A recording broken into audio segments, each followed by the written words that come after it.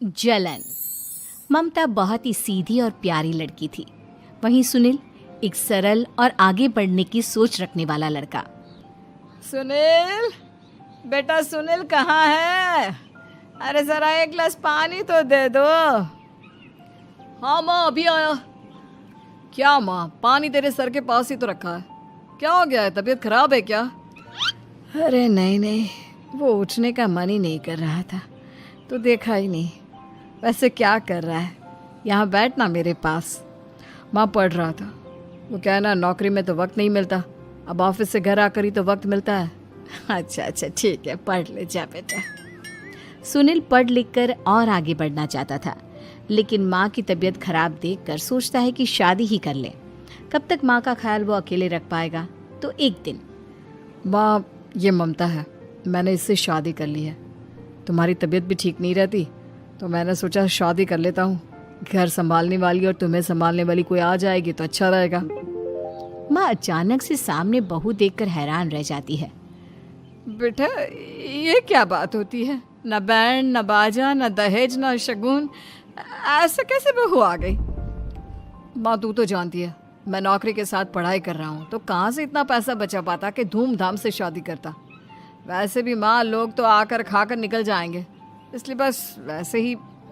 माँ जी, मैं आपका ख्याल रखूंगी। वैसे भी ये आगे की पढ़ाई कर रहे हैं, अच्छा कुछ कर गए तो सबके दिन फिर से अच्छे आ जाएंगे।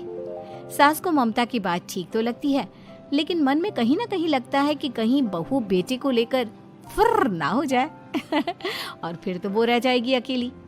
बेटा देख, मेरा जो कुछ भी है वो सुनील ही है, और सुनील का भी अब इस दुनिया में मैं ही हूँ और कोई नहीं। क्या सुनील? बिल्कुल माँ, लेकिन आज से ममता भी मेरे जीवन का अहम हिस्सा है, जैसे तू है। सास को बड़ा बुरा लगता है कि उसकी सल्तनत में कोई और हिस्सेदार कैसे हो सकता है।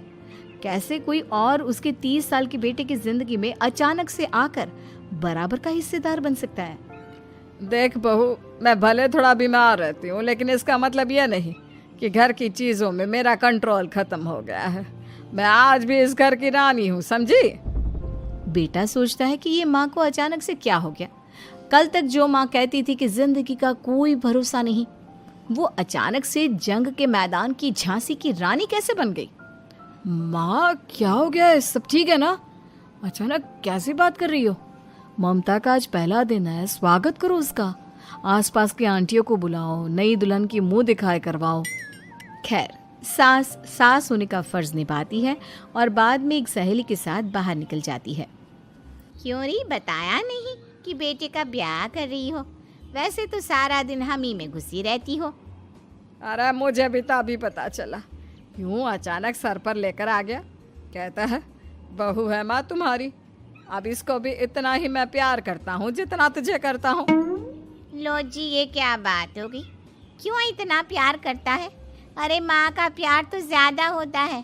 अब उसको तो कोई दूसरा पति मिल सकता है, लेकिन तुम ही बताओ, क्या माँ की ममता किसी और की हो सकती है? ना जी ना, बेटे को समझाओ ये बात। अरे क्या समझाऊं, मुझे तो खुद ही समझ में नहीं आ रहा कि क्या हो रहा है।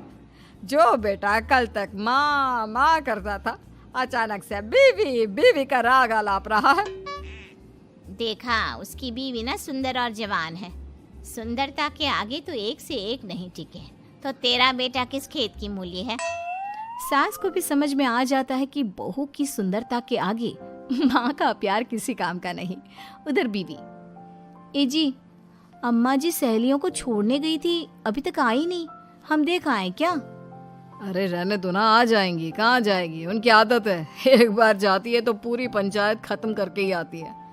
अच्छा ही है, खाना वाना खा कर गई होगी। छोड़ो ना, घूमेगी तो खाना पचेगा नहीं तो ऐसे ही खाट पकड़ लेगी। बहू भी शांत हो जाती है। उधर सास सोचती है कि आज थोड़ा देर से ही घर जाती हूँ, जब बेटा परेशान होकर ढूंढेगा तब मजा आएगा। बीवी को खुद ही पता चल जाएगा कि माँ के आगे उसकी दाल नहीं गलेगी। लेकिन वहीं दूसरी ओर घर पर, ए जी, माँ जी अभी भी नहीं आई, हमको तो घबराहट हो रही है कि क्या करें, जाकर पता करें किसी के घर। अच्छा, कहाँ जाओगी ये भी बता दो। पहला दिन है तुम्हारा इस घर में और एक ही दिन में मोहल्ला छानोगी क्या? हाँ, तो आप भी तो नहीं जा रहे हैं ना, हमको फिक्र हो रही है। अरे यार, ये रोज का है अम्मा का, खाओ और सो जाओ। बस फिर क्या था। बेटा बहू खाना खाते हैं और कमरे में सोने चले जाते हैं। उधर जब सास को कोई देखने नहीं आता तो वो हार कर घर आ जाती है, जहाँ वो देखती है कि सारे घर की लाइट्स बंद है। सास को गुस्सा आता है। बहू, ममता बहू कहाँ हो? लेकिन सारे दिन की थकी बहू को ऐसी नींद आती है जैसे किसी ने भांग की गोली खिला दी हो। वो तो नहीं उठती। उठकर आ जाता है बेटा। अरे क्या बात है अम्मा, काहे चिल्ला रही हो? अरे सो जाओ ना, सुबह की थकी है बहू, वो सो रही है। जोर से बोलोगी तो नींद खुल जाएगी उसकी। माँ को गुस्सा आ जाता है। फिलहाल तो सो जाती है, लेकिन मन ही मन ढेर सारा जहर बहू के लिए भरा होता है।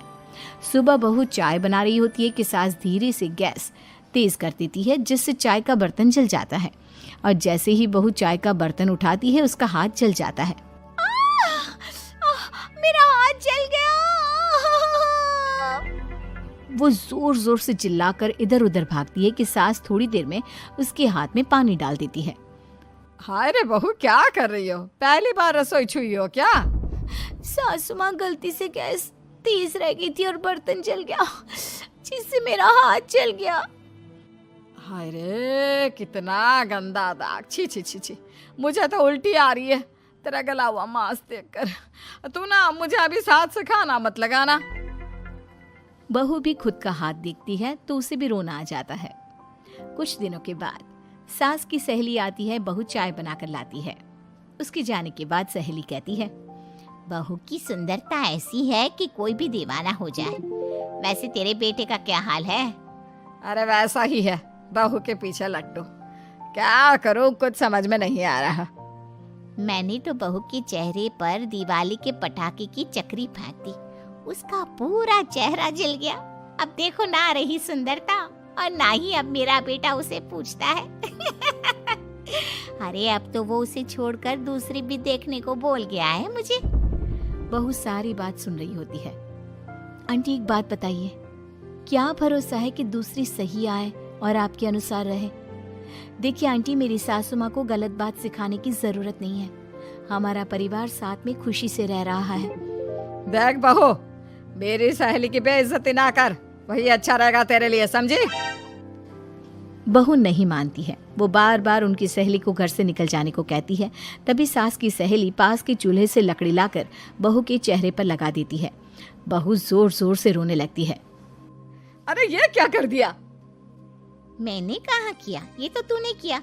तू ही नहीं चाहती थी कि बहू बेटे के साथ रहे, भला मैं क्यों करूंगी? मैं तो चली, निपटो अब। बहू रो रही होती है, दर्द से चिल्ला रही होती है, लेकिन सास उसे डॉक्टर के पास नहीं ले जाती। तभी पति आता है। क्या हो गया ममता? ये दाग कैसे लगा? तुम कैसे जली? ममता कुछ नहीं कहती, बस दर्द से करा रही होती है। पति माँ की तरफ देखता है। हो ना हो माँ, ये पक्का आपका काम है। आप ही ममता से जला करती थी ना। देखना माँ, अब पुलिस आएगी, केस बनेगा, लेकिन पहले मैं ममता को अस्पताल लेकर जा रहा हूँ। सभी अस्पताल जाते हैं, जहाँ डॉक्टर ममता की सास से कहते हैं, आपने तो नहीं जलाया ना बहू को? अब ममता की सास के तो पसीने छूट रहे होते हैं। वो घबरा कर कहती है, ना ना डॉक्टर साहब, कैसी बात करते हैं? हम क्या जलाएंगे अपनी बहू को? डॉक्टर ममता के पति से पूछते हैं। देखिए, क्योंकि ये ससुराल में जली है तो मामला पुलिस का बनता है, तो आप पहले पुलिस को बुलाइए, तभी इलाज पूरा होगा। सास डर जाती है कि अब तो बच्ची जिंदगी जेल में ही रहना होगा। रहने दीजिए ना, पुलिस को क्यों बुलाना? सारी हंसी खत्म हो जाएगी जब पुलिस के डंडे पड़ेंगे।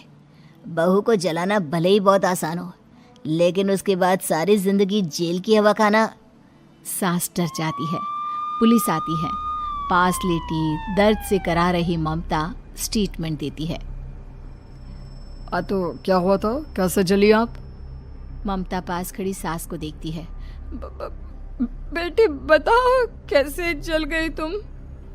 ओए, काका का किरण वाली शाहरुख, चुप, बिल्कुल चुप। सास चुप। सभी इंतजार करते हैं कि ममता क्या बोलेगी। जी, मैं खाना बना रही थी, लकड़ी उड़कर मेरे ऊपर गिर गई और मैं जल गई। सास बहू की बात सुनकर रोने लगती है। देखा माँ, कितनी समझदार है ममता। ये चाहती तो, हाँ बेटा, ये चाहती तो मैं आज जेल में होती। मुझे माफ कर दे। मैं आगे से अभी कभी ऐसा नहीं करूंगी। बहू के साथ मिलकर रहूंगी। मुझे माफ कर दे।